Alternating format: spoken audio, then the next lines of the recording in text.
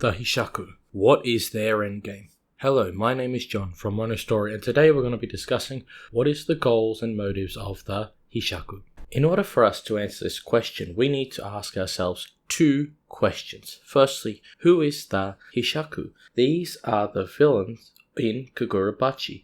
They are the people that killed Chihiro's father, Kunishige. And they all have a mark on their hand. The other question we need to ask ourselves is, what is a villain? These are generally characters that are typically evil and have a goal or motive in which they are trying to achieve. Now, when the story started for Kagurabachi, we had an idea of what the Hishaku wanted to do. They wanted to take control of all the swords, and doing so they need to eliminate all of the sword users. So that was their main goal. Another would also be they wanted to remove the Kamunabi, and they wanted to be the leading power in Japan, controlling all of Japan. And the last more important thing is they wanted to get revenge for the genocide that happened during the Seitei War on the island. Again, this may not be an exact 100% motive, but we do have an idea that that might be what they want to do. Now, I spent some time thinking about this, and I've come to the realization this might be a flawed thought or a cover for what they really want to do, and there's an actual evidence I can kind of prove this in. The first would be if they had eliminated the Sword Master or Sword Saint. If they do this, because of the contractual obligation of the other swords, the other sword users would be deleted. So therefore, if they focus all their energy on just getting rid of one of them, then they would remove all of the other sword users, therefore being able to use the swords. The second more bigger point is they are willing to make agreements with other sword users rather than firstly just eliminating them, giving them the opportunity to work with the Hishaku. Now, if they wanted to use all the swords, wouldn't they just eliminate them regardless of whether they wanted to work with them or not? Meaning that there is a bigger point or something else that is happening. And on top of that, in the case of, let's say, Samura, why would Samura work with the Hishaku to eliminate the Sword Master if he knows he's going to be ultimately ending himself? That would be a pointless effort unless there is something bigger that is happening, something that he needs to be a part of, or his revenge is so strong that he needs to eliminate the Sword Master, even if it does remove his own life. Another aspect in the case of if you wanted to be in control of the Kamunabi, you would focus all your effort on fighting just the Kamunabi. You wouldn't need to worry about the Master Swordsman, the other sword users, anything to do with that, because if you have control of the Kamunabi, you can find any of the other swordsmen without any problems, and if they are to come after you, you have the force, strength, and ability to deal with them, and they're not in control of their swords because you have all the swords right now.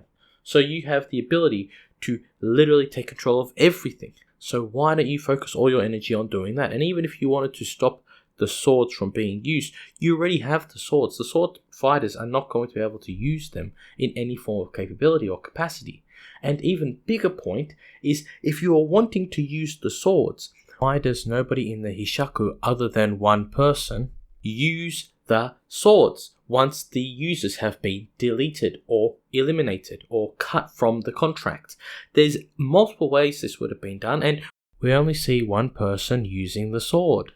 Sent a sword to be used by somebody else out of your main Hishaku organization, known as Sojo for Cloud Gouger, and then you sent Magatsumi to get sold off at an auction.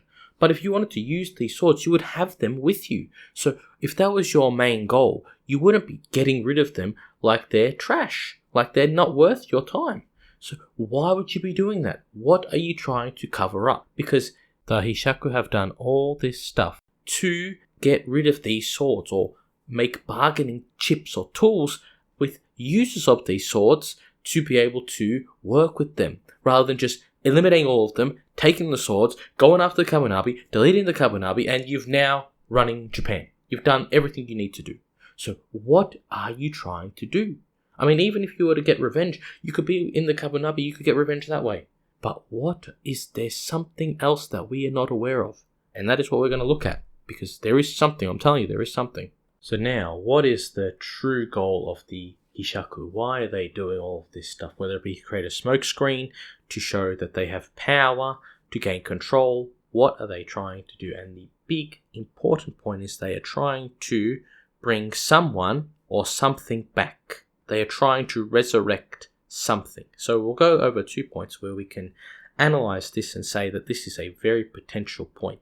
The first thing, if we're looking at something, an item that could be coming back, we could look at Fullmetal Alchemist and the Philosopher's Stone with the homunculi in the flask. One of the biggest moments is that the objective of the homunculi in the flask is to create the Philosopher's Stone to then be able to become a living entity or human, and he uses the father of Fullmetal Alchemist in order to be able to achieve this goal. And as he was a very low level individual, he now gained the ability to have immortality at the cost of the lives of many people, and that could be a reason for what the Hishaku want to do. They want to resurrect a certain item, so they need to do all of this stuff, and there's somewhere in the little intricacies of it that they are able to create an item like the Philosopher's Stone or something like that.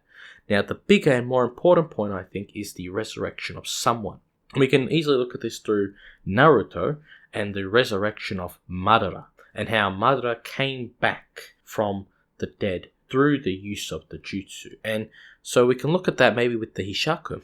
They could bring back someone who is a stronger being, someone who's a powerful entity, and this individual was harmed. Maybe he was the leader of the enemies in the war. Maybe he was a civilian or someone who had high power but was unjustly deleted, and now he's coming back for his revenge, and that could be the person who is actually running the Hishaku. And we can make this argument that it was him or her, the individual that is getting resurrected, that is not only controlling the Hishaku, they are controlling the Sword Master or Sword Saint. And in both of these situations, when the Hishaku meet with the Sword Saint, they're going to work together to resurrect this individual. And I can give you evidence as well, because no one has gone back to the island yet, and the island still maintains its preservation of what happened through the genocide, where the flowers are still present on that island.